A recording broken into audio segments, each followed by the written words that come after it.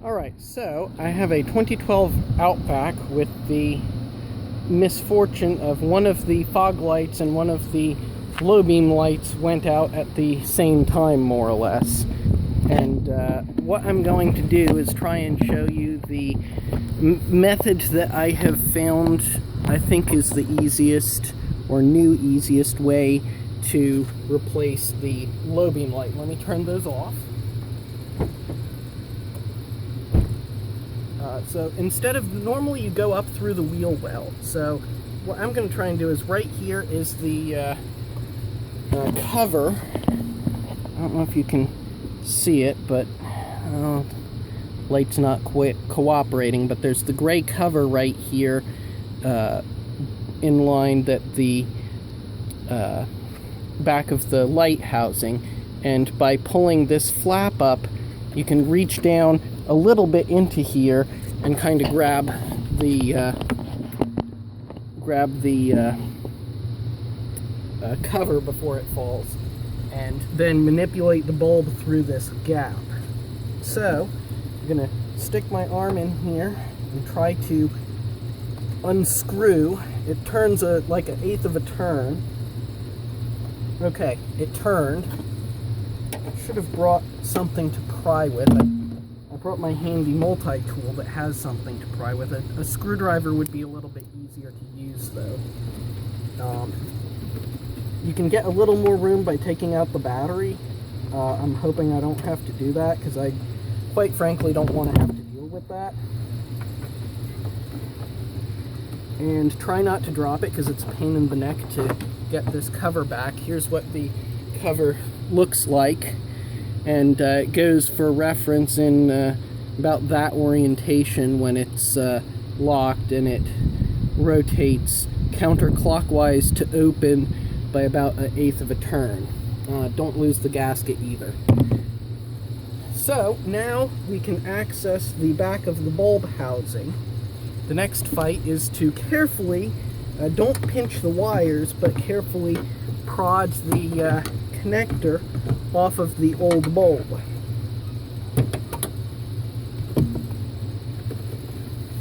That takes a little bit of coercing. Again, this would be a little easier if I took the battery out, but I really don't feel like doing that. The connector just came loose. It'll more or less stay put in there as long as you don't do anything crazy. Now, I don't know if I can get it on camera, but I can just barely see down in here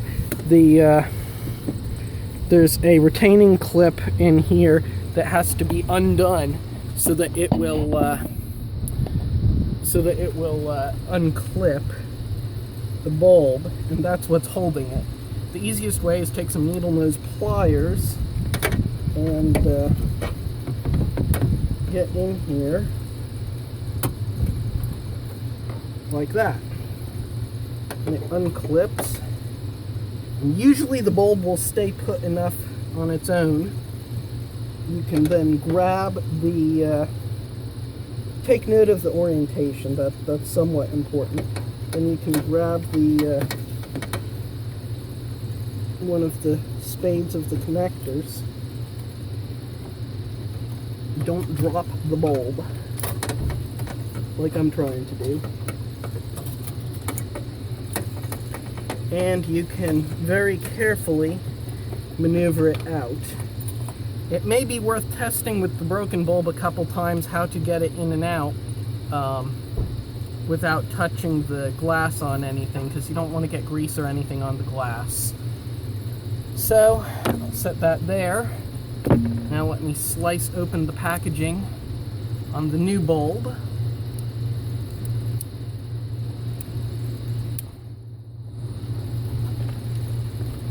Preferably without slicing my finger open at the same time. That wouldn't be very good at all. Alright. Multi-tools are always good to have handy while you're working on a car.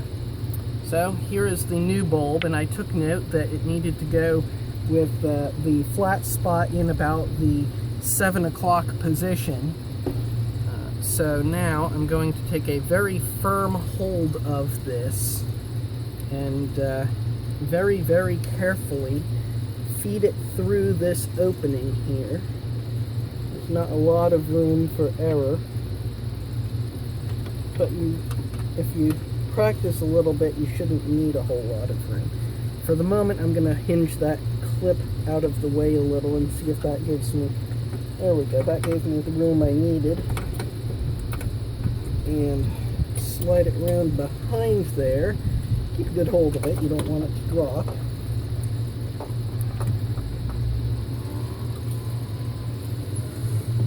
And get it down far enough that the clip can rotate all the way open. Alright, I got it in. It's almost in position, but it's a little bit out. So I'm going to put my hand to hold the back of the connector.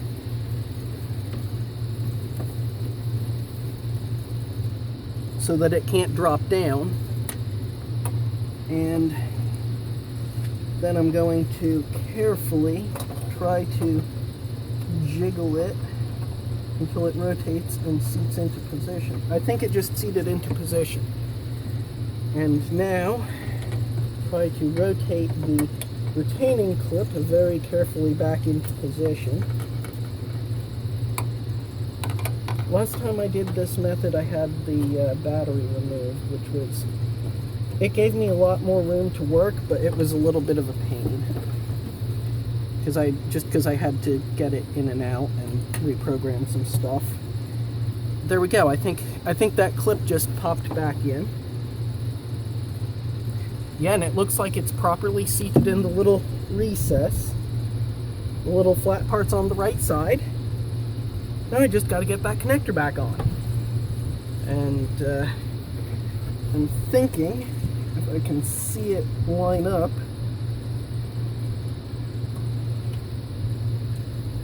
If I can see it line up, might need the needle nose pliers. Needle nose pliers are a lifesaver.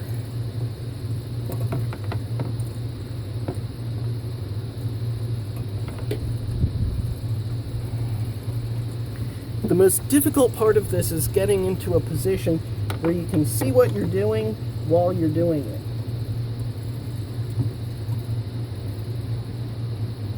I think I got that about in position. Ah, yes, it feels like it's starting to go on.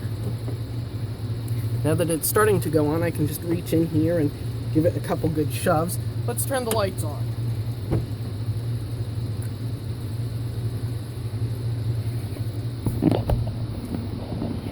And there is light. It is working. Yes, looks about the same as the other saw. That's good. The beam pattern should still be the way it was. Now, there's one last hard part. You got to get this thing back in position. And let's see, it opens, so it should be about like that when it goes in.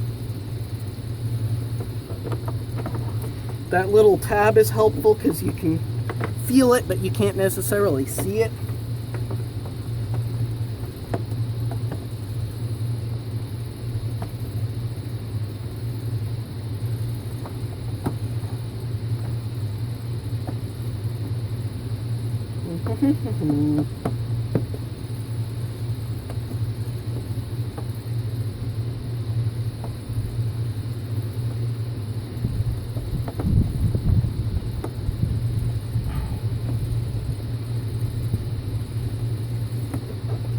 It's also fun, it's a nice, one of the first real hot days out here, so everything is hot.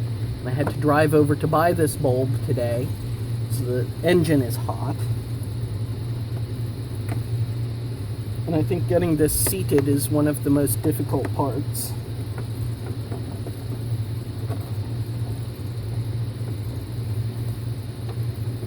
Gotta take a moment to breathe here. You can't actually pull this out and get that farther out of the way. It's just pushing retaining clips that hold that flap.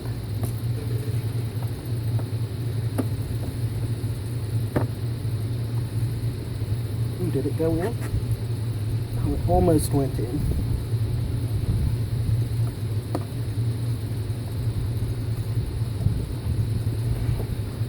come stuff always almost goes in?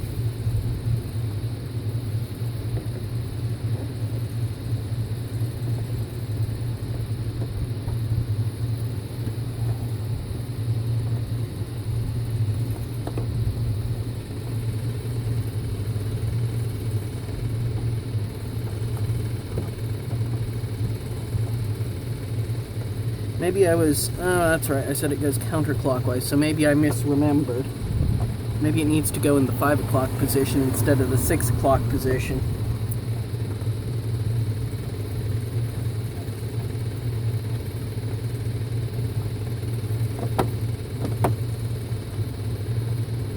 About now in this process, I'm starting to wonder, you know, how important is this cover that keeps the water out?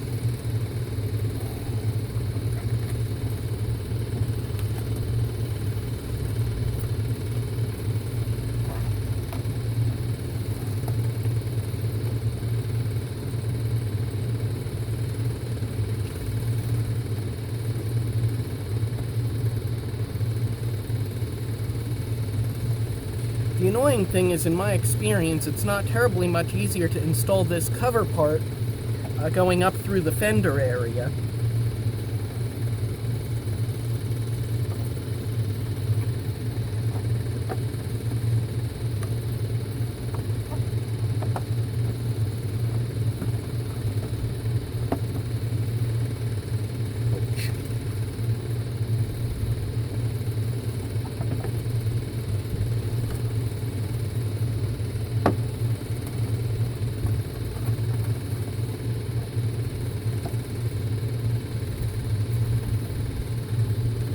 See if I can totally remove this and examine it for clues as to what I'm not getting.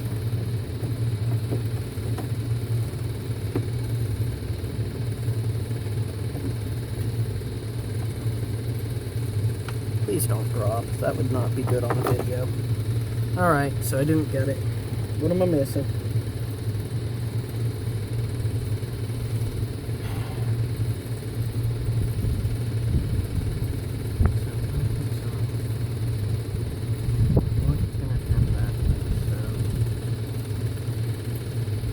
If I had thought about this before I took it apart, and I'll probably do this on the other side, I think I would have taken a marker and put a line across the housing and across the edge of this when it was correctly aligned and screwed on, then rotate it but not remove it, and put another line so I could tell looking at it from the side which way it was. But unfortunately I didn't do that, and so I'll fumble around some more.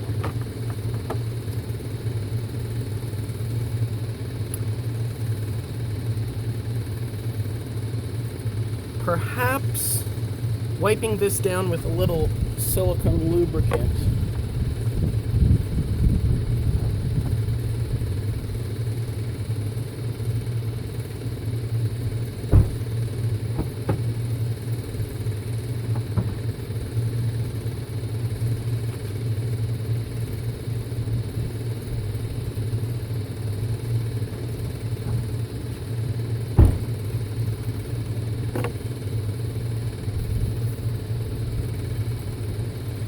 It can't hurt, it'll get some of the dust off anyway.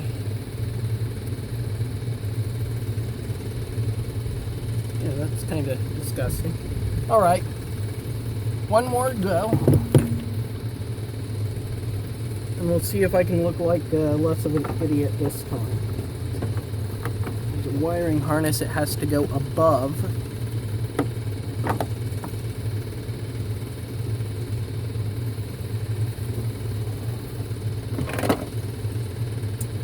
And I just did what I said not to do. It dropped. I can see it, but it dropped. There we go. I got it back.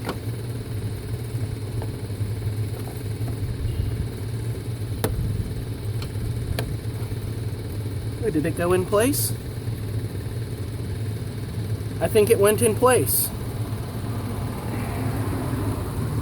And it feels secure. Okay, so the next thing I'm going to do when I go inside is get some sort of a red or silver or whatever I have paint pen, and I'm going to make a mark on there for what the position of it is when it is locked and what the position of it is when it's unlocked. And just for fun, I think I might do that on the other side as well. So if you're fighting it, clean the gasket. That is apparently the lesson of the day here. And the bulb's still on. I forgot to turn it off, so clearly that was a success.